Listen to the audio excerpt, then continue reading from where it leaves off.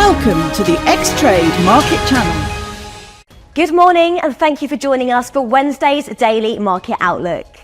Joining me today is Emily from our trading room to tell us more about recent developments. Emily.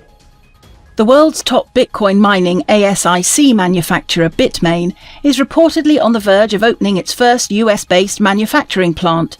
The company also reportedly plans to open a new headquarters in Texas or Florida by the end of the third quarter of 2025. Gold prices edged higher as investors awaited the outcome of US-China trade talks and the Federal Reserve's policy meeting.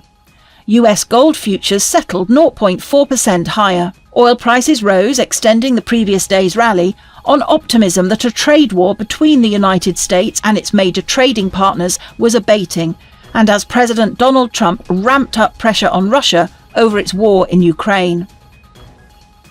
Investors should take note of the economic calendar over the next few days, as it brings forth a variety of high-impact and medium-importance events. These data releases may cause significant market shifts, impacting trading strategies and investor sentiment. Understanding these updates helps frame the broader market context. Reacting appropriately to economic shifts can be the difference between seizing opportunity and facing challenges.